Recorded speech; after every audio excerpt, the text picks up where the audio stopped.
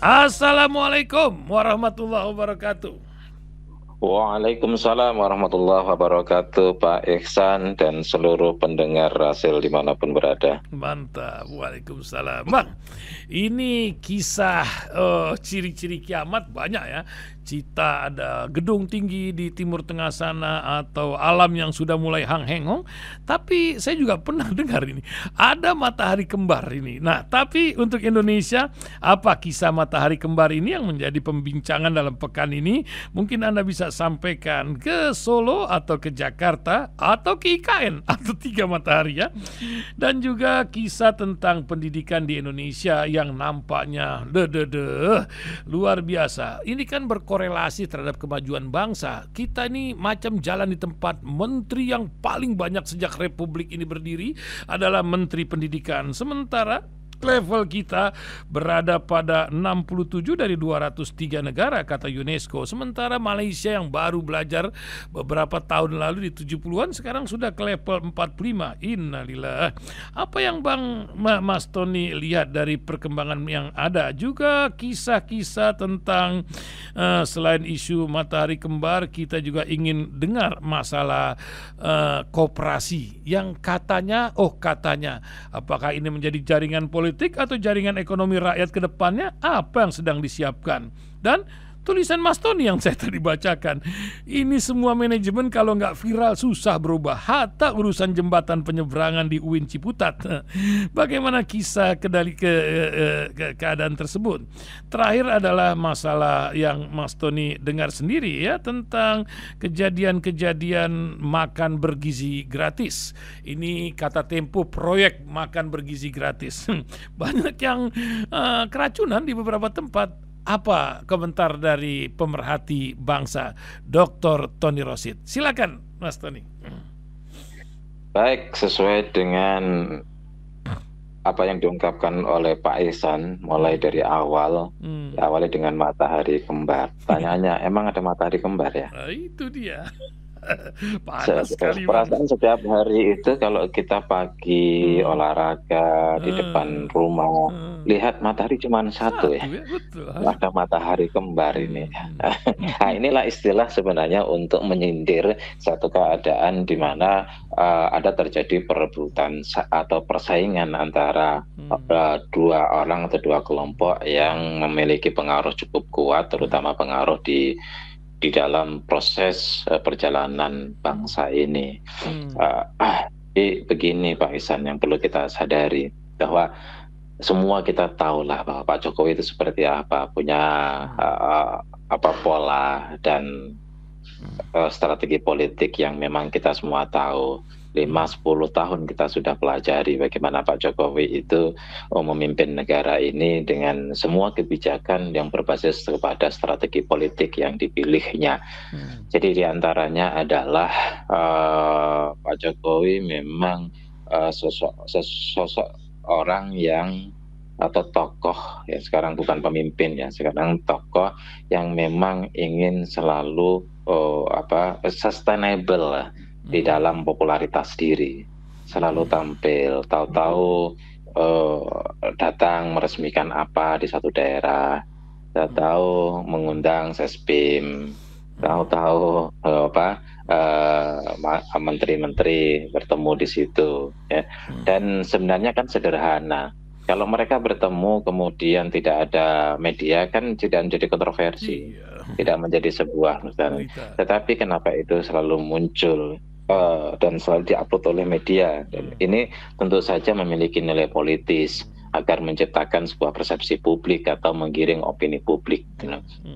Jadi coba kita petakan bahwa karakter Pak Jokowi itu memang karakter yang suka ingin mendapatkan perhatian, bahwa ya itu eksistensinya sudah tidak jadi presiden. Itu satu poin yang harus kita pahami. Kemudian yang kedua, tentu saja bukan hanya dilihat sebagai seorang yang eksis, tentu ada tujuan dan maksud lanjutan.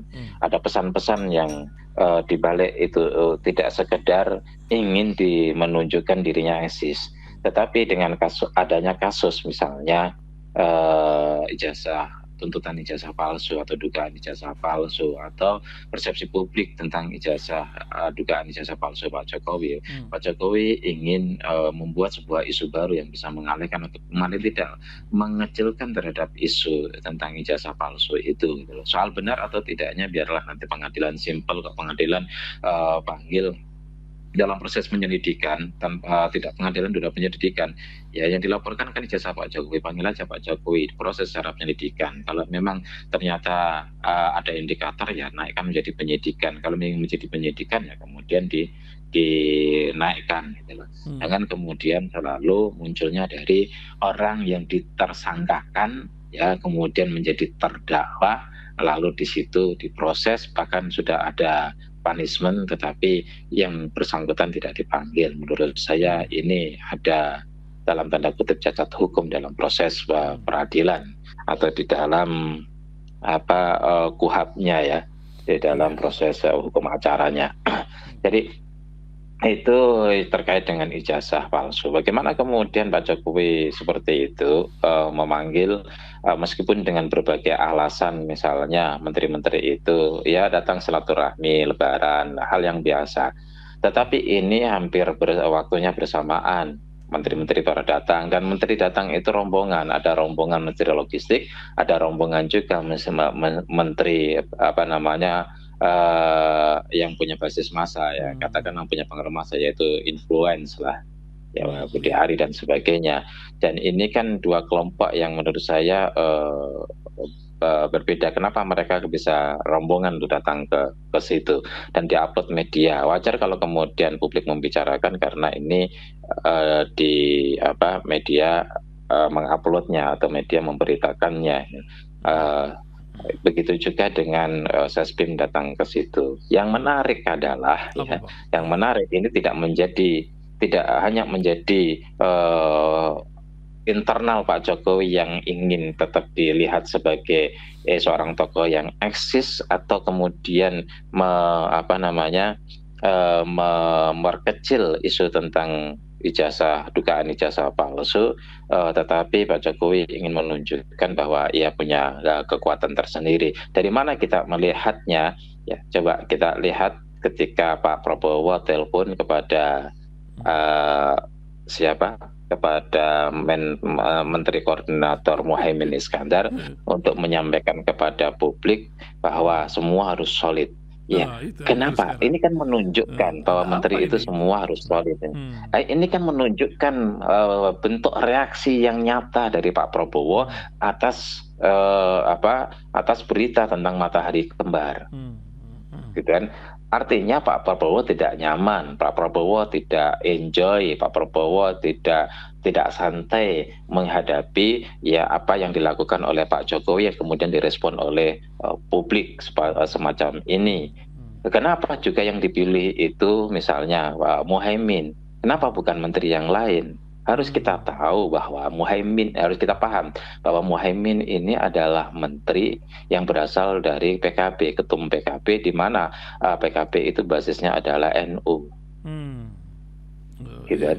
Ini memberikan sebuah sinyal seolah-olah pesan bahwa kami masih punya basis massa, kami didukung loh basis massa umat Islam dan itu adalah mayoritas. Kira-kira seperti itu. Nah, pertanyaan yang selanjutnya, dan ini agak menurut saya sensitif serta krusial, ya, kok sebegitu reaktifnya Pak Prabowo terhadap isu matahari kembar? Apa sih kekuatan yang dimiliki oleh Pak Jokowi? Katakanlah misalnya Pak Jokowi itu masih punya kekuatan di KPK, masih punya kekuatan di mana itu namanya di kepolisian. Kalau kepolisian kan setiap saat bisa Kapolri dicepot oleh Pak Prabowo. Mudah itu kalau memang kekuatannya di situ. Terus kemudian juga terlalu mudah kalau kekuatannya ada di militer, karena Pak Prabowo juga militer. Kalau kekuatannya ada di menteri, sekalipun itu menteri keuangan, menteri ekonomi, itu bisa setiap saat dicopot oleh Pak Prabowo. Ringan sekali. Hanya saja di KPK. Itu kan KPK tidak bisa dicopot setiap saat karena KPK ya dia ada pansel kemudian berdiri tidak berada di wilayah lembaga apapun termasuk eksekutif untuk menghentikannya karena itu adalah lembaga 5 tahunan atau ad hoc yang dipilih oleh pansel ya terus kemudian diketok oleh DPR. Jadi tidak setiap saat bisa diajukan untuk diubah kecuali memang ada salah, ada proses hukum ya dinyatakan tersangka atau kemudian ada vonis pengadilan atau memang mengundurkan diri atau meninggal dunia. Selama itu tidak ada, ya tidak bisa kemudian dilakukan intervensi. Pansel itu dipilih pada saat masa Pak Jokowi gitu. Ya. Ya, jadi dari situlah kita menduga-duga ada kartu semacam ada kartu truf yang dimiliki oleh Pak Jokowi dalam menyandera Pak Prabowo. Kan akhirnya dugaan publik seperti itu. Terpaksa. Ya, kalau melihat Pak Jokowi secara internal, secara personal, apa sih kekuatan anaknya punya partai misalnya? Ya partainya nggak ada kursi di DPR, nggak ada kekuatan PSI itu. Menantunya jadi gubernur, apa sih kekuatan yang dimiliki oleh gubernur? Kemudian juga Pak Jokowi sendiri tidak punya jabatan apapun di partai maupun di lembaga. Kalau kemudian anak pertamanya jadi wakil presiden, itu juga tidak punya kekuatan sama dengan ketika Yusuf Kala jadi wakilnya Pak Jokowi atau kemudian Kiai Ma'ruf Amin jadi wakilnya Pak Jokowi, tidak punya otoritas kebijakan, tidak punya tanda tangan. Lalu kok kemudian Pak Prabowo harus bereaksi terhadap manuver yang dilakukan, ya apa yang dilakukan oleh Pak Jokowi, akhirnya kemudian dipahami itu manuver, bukan sekedar ya manuver itu sesuatu yang dilakukan itu memberikan sebuah pesan politik, itu namanya manuver. Kalau tidak memberikan pesan politik itu bukan manuver. Kalau kemudian mendapatkan respon itu kan berarti manuver. Kok seolah-olah Pak Prabowo ini galau, seolah Pak Prabowo itu khawatir Pak, kemudian melakukan sebuah reaksi. Menurut saya ini reaksi dengan waktu yang tidak lama Pak Prabowo kemudian menelepon si Muhaimin Iskandar, dan kenapa Muhaimin Iskandar dan mungkin kenapa kemudian disampaikan ya pasca kegiatan itu. Menurut saya ada something ya. Di dalam politik itu ada backstage ya, panggung belakang. Panggung belakang ini ya kira-kira apa sih yang membuat Pak Prabowo kemudian, apakah memang ada, pertanyaan pertama, memang ada kartu truf ya yang dimiliki oleh Pak Jokowi untuk menyandera Pak Prabowo, itu yang pertama. Yang kedua, kalau ada itu apa? Apakah kemudian di KPK-nya atau kemudian ada yang lain? Ini kemudian menjadi sebuah pertanyaan. Maka akan kita lihat sebenarnya mudah sekali. Misal seandainya ini kita berandai-andai tidak ada lah, kita jawab seandainya tidak ada.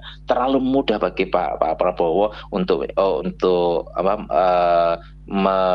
mengkerdilkan, membonsai, kemudian mengecilkan eksistensi Pak Jokowi. Terlalu mudah, terlalu gampang, terlalu simple bagi para penguasa siapapun. Nah, kebetulan saat ini adalah presidennya Pak Prabowo yang menjadi penguasa negeri ini. Terlalu mudah. Kenapa itu kemudian ini? Kalau alasannya cuma karena berterima kasih, karena menjaga menaikkan ini, menjunjung tinggi dan kemudian menjunjung tinggi orang-orang yang punya jasa gitu. Tapi saya pikir ya kalau melihat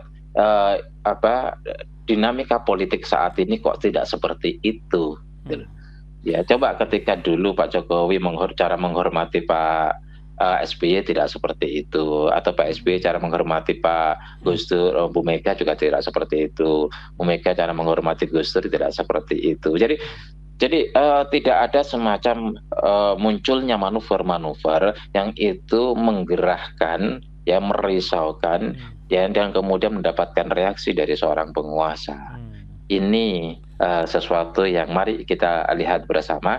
Ya saya menduga ke depan akan ada indikator-indikator yang makin jelas terkait dengan dinamika politik berkaitan dengan isu matahari kembar ini. Itu Pak biasa.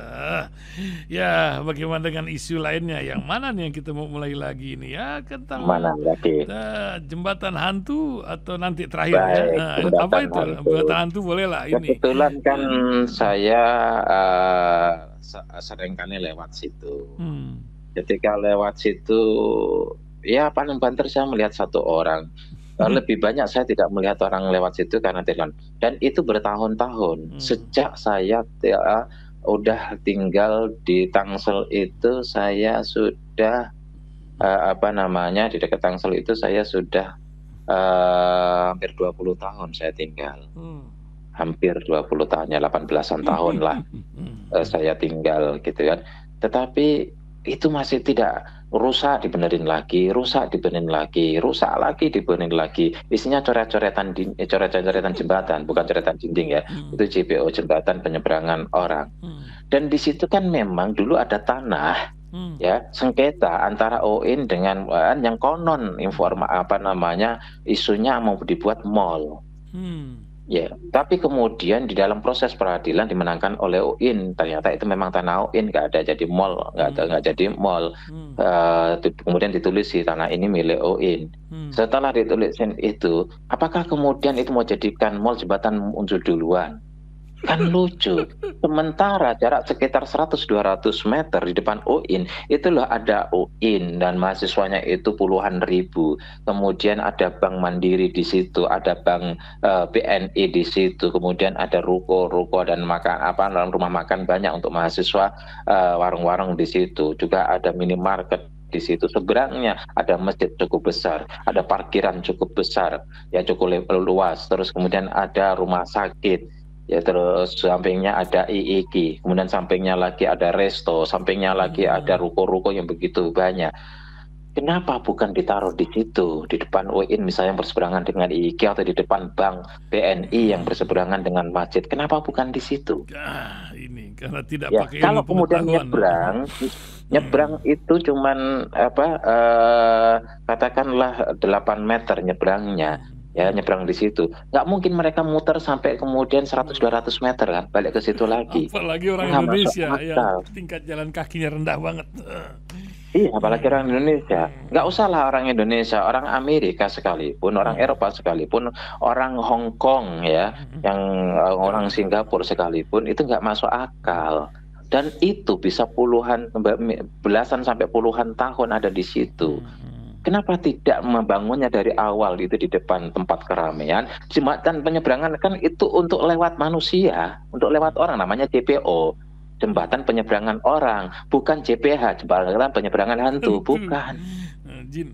Ya, di situ ya mahasiswa banyak, sampai berapa banyak kejadian di situ, dosen itu ketabrak motor.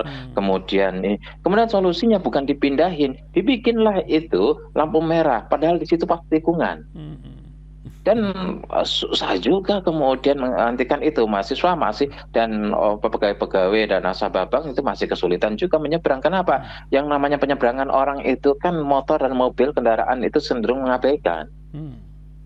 Kesulitan juga itu untuk melakukan penyeberangan, sampai kemudian security kampus itu, security UIN kayaknya yang selalu ikut menyeberangkan. Nah, apa gunanya? Lampu hijau merah kuning hijau, kayak lagu-lagu pelangi aja zaman anak TK itu. Jadi nggak masuk akal. Dan ketika kita coba konfirmasi, ya saya tulis, dan kemudian tulisan saya kirim ke DPRD Tangsel, dan itu ternyata jalan nasional, artinya itu otoritas Kementerian PUPR. Ya, semoga di pagi ini ada orang PUPR Kementerian PUPR yang mendengarkan, dan saya kirim juga kepada orang PUPR kemarin. Ya, itu bukan jalan kota, bukan jalan provinsi, itu adalah jalan nasional. Sepertinya jembatan itu juga merupakan otoritas nasional, yaitu otoritasnya Kementerian PUPR. Dan itu paling berapa sih mindahan seperti itu? Ya, kita lihat manajemen viral ini kadang-kadang lebih efektif daripada surat protes-protes gitu. Ini negeri yang katanya ada perusahaan mau memviralkan sesuatu, ada nih pengusahanya nanti. Luar biasa. Belum lagi urusan guru juga koperasi, Mas Tony.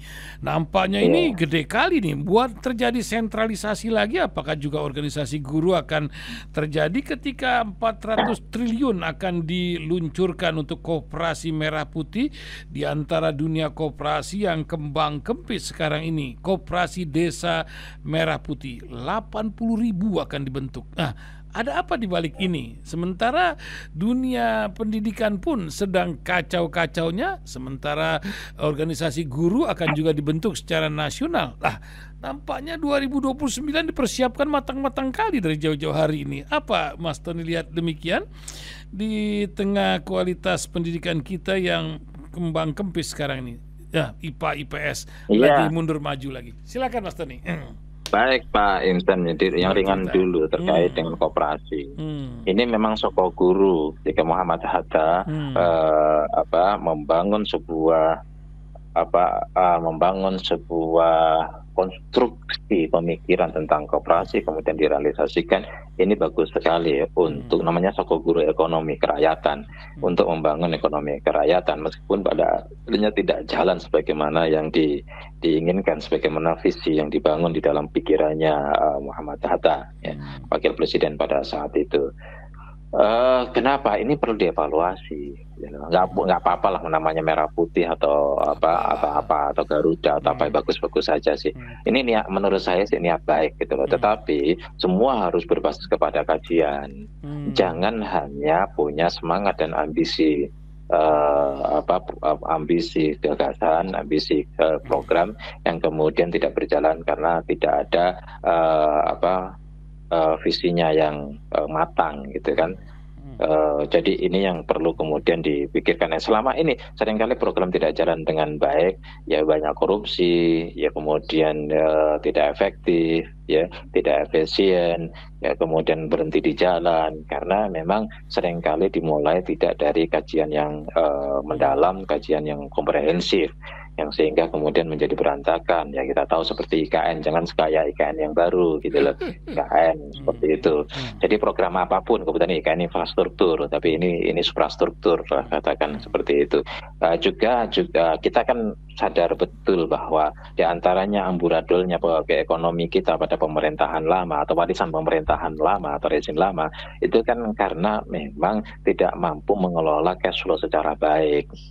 Ini ada 800.000 dengan anggaran 400 triliun. Artinya kan setiap satu koperasi itu 2 miliar. Dan, itu anggaran dari mana 400 triliun sementara kita membayar utang itu ngos-ngosan. Ya mana prioritas ekonomi kerakyatan sih bagus gitu.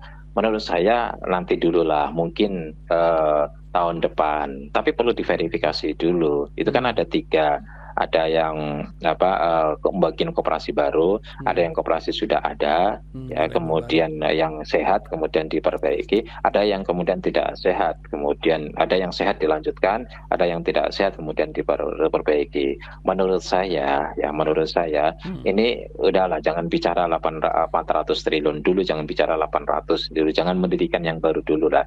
Yang sudah ada buktikan, yang sudah ada, gitu kan? Itu jangan diberikan pelatihan baru, diberikan akses, dikawal, ya, dikawal untuk menjadi sehat, supaya itu menjadi sebuah percontohan. Ya seringkali justru swasta atau masyarakat yang kemudian melahirkan sesuatu yang layak untuk menjadi pilot project yang kemudian itu dicontoh oleh masyarakat yang lain. Tapi seringkali dari pemerintah itu gagal untuk menjadi pilot project. Bikinlah pilot project dulu yang sudah ada, ya kemudian ini kan sudah sehat, sistem sudah jalan dan sudah dirasakan manfaatnya oleh masyarakat sekitar atau minimal anggota koperasi itu. Ya disitulah kemudian kalau kemudian menjadikan pilot project dibantu oleh mereka, ya makin sehat dan kemudian ini dijadikan sebagai prototipe terhadap koperasi yang akan datang. Tidak harus kemudian pemerintah melakukan segalanya sendiri. Ya, biarlah kalau ini bagus, pemerintah kemudian mendorong ini bagus, diviralkan, dan kemudian koperasi-koperasi yang lain meniru. Disitulah biaya kosnya lebih rendah, kosnya lebih mudah. Boleh kalian mendirikan, misalnya kasih opsi aja. Boleh kalian mengikuti ini, dapat bantuan pemerintah, tapi syaratnya A, B, C, D, E, X, termasuk syarat nama. Syaratnya harus merah putih. Ya, dan ini untuk koperasi-koperasi yang sudah ada dulu. Koperasi yang berikutnya nanti, kalau ini sudah jalan bagus, dirasakan betul oleh masyarakat bahwa punya dampak terhadap pertumbuhan ekonomi kerakyatan, ya saya pikir ini akan banyak yang mengikutinya sehingga tidak berorientasi proyek. Seringkali masyarakat begini, ya, oh ini mumpung bantuan dari pemerintah, kita kan tahu dulu pemerintah memberikan bantuan pinjaman lunak, ya, nggak balik itu uangnya. Iya. Ya, nggak balik karena apa? Mentalitas masyarakat kita ya seperti itu, mentalitas secara umum masyarakat Indonesia ya seperti itu karena mereka punya contoh terhadap para pejabat yang seperti itu juga. Ini yang kemudian terjadi.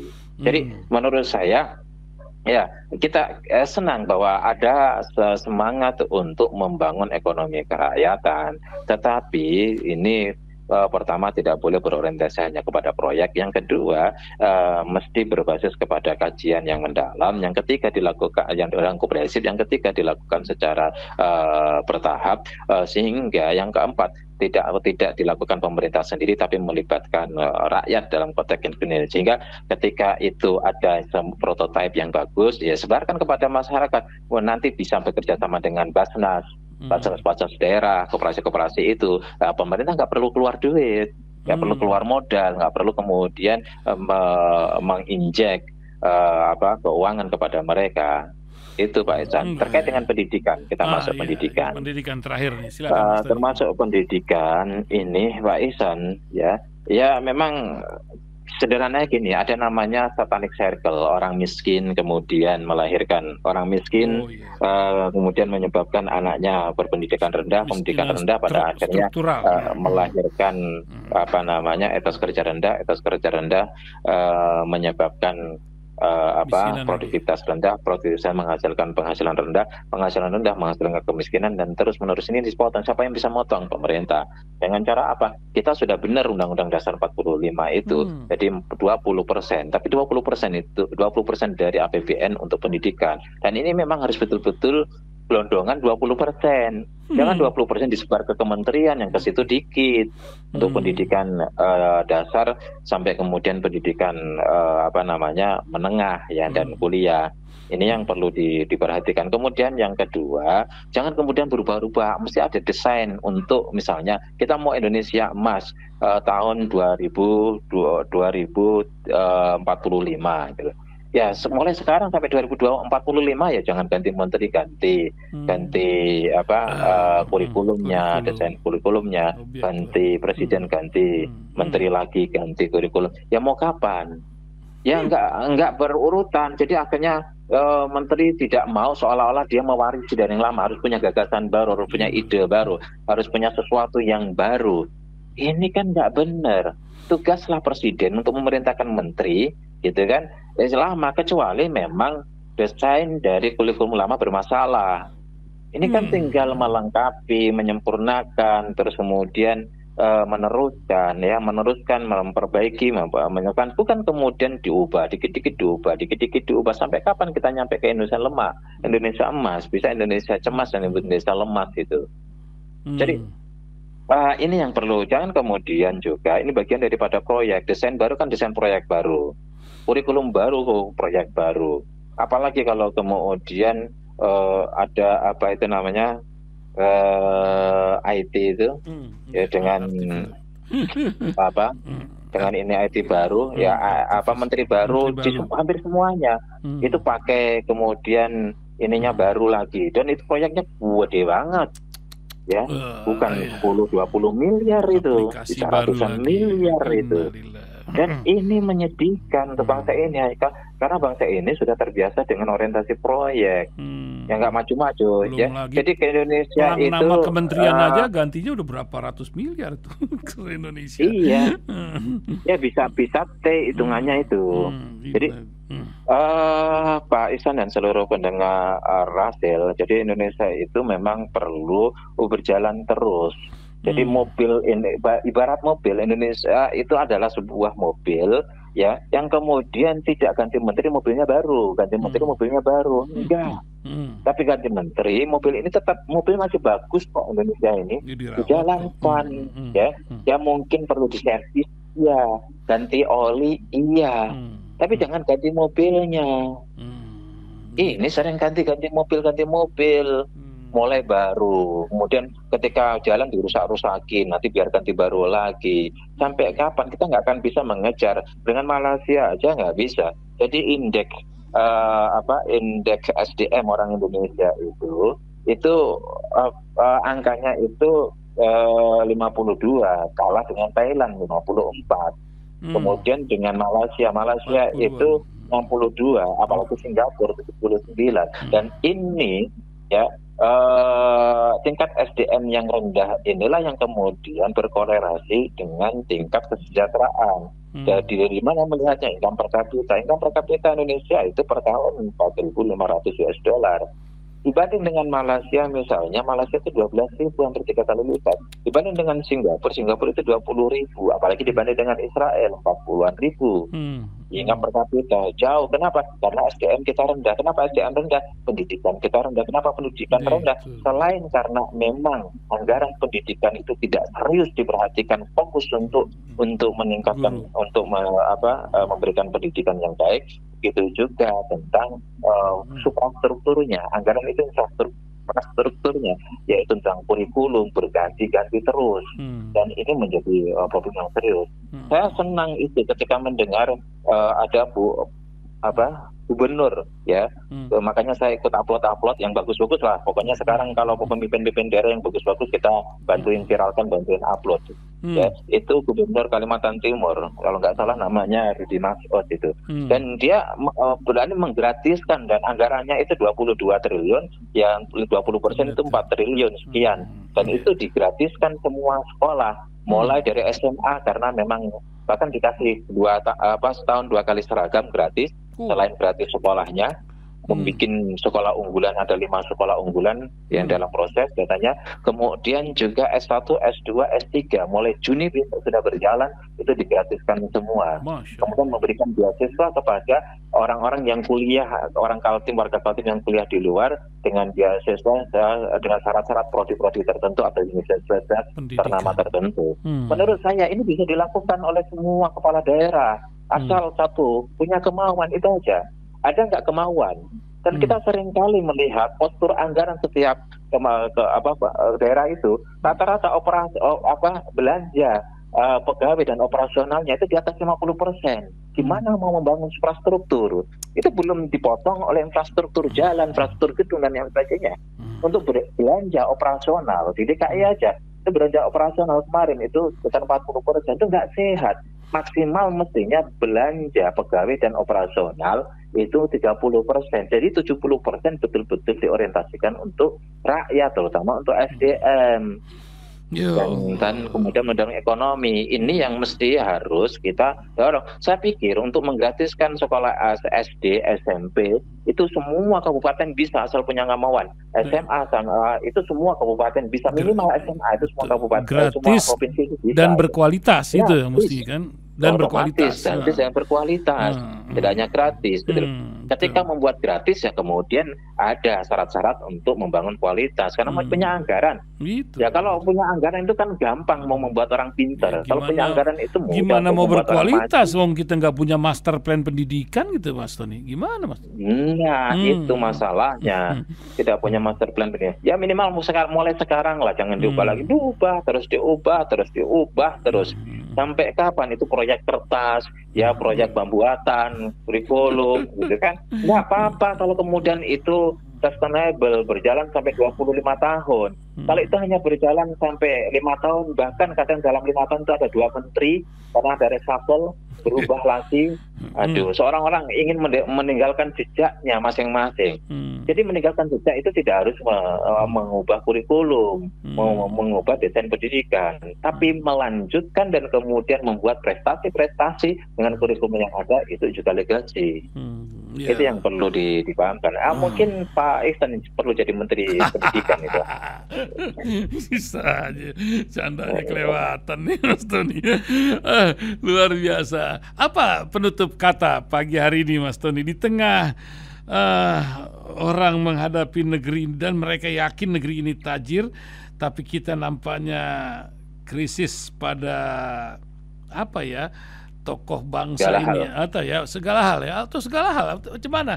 Belum lagi dunia memang sedang kritis. Apakah ini memang sudah akhirnya kita bilang capek ini hidup di negeri, kapan kita bertemu Rasulullah ini? Berjuanglah dulu di negeri ini gitu kan? Atau gimana Mas Tony ingin nasihatin pendengar Rasil ini di tengah bangsa yang luar Iya, biasa jadi ini tantangan? ketika sebuah perjuangan itu mengalami tantangan, hambatan, bahkan kadang menghadapi tembok besar sehingga sebuah langkah perjuangan menjadi stuck, ya setiap orang, setiap kelompok akan mengalami sebuah proses psikologi, ada proses emosional yang cukup mengkhawatirkan. Ya semua nabi, semua rasul dan semua orang-orang mujahid, semua orang-orang tokoh perubahan kan mengalami hal yang sama.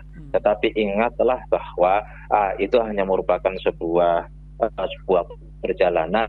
Dalam perjalanan itu mengharuskan mutlak ya dibutuhkan untuk melakukan evaluasi, sehingga kemudian di situ ada proses transformasi dalam pilihan desain perjuangan itu. Ini yang terpenting. Jadi para dialektika antara atau berhadapan di antara yang benar dan salah, yang baik dan buruk, yang berorientasi kepada nilai-nilai idealisme dan yang berorientasi pada nilai pragmatisme, dan kemudian yang kemudian punya integritas dengan orang yang tidak punya melawan integritas, itu akan selalu berhadapan. Dan ini akan sepanjang sejarah akan menjadi sebuah dialektika yang tidak pernah akan berakhir, karena ini adalah sunnatullah. Ya, tinggal bagaimana siapa yang akan memenangkan pertarungan itu adalah mereka yang istiqomah, ya, yang konsisten di dalam perjuangan itu, tidak mengenal lelah, tidak kenal putus asa, dan selalu mencari strategi, melakukan perubahan strategi yang lebih baik, sehingga kemudian di situ ada harapan-harapan.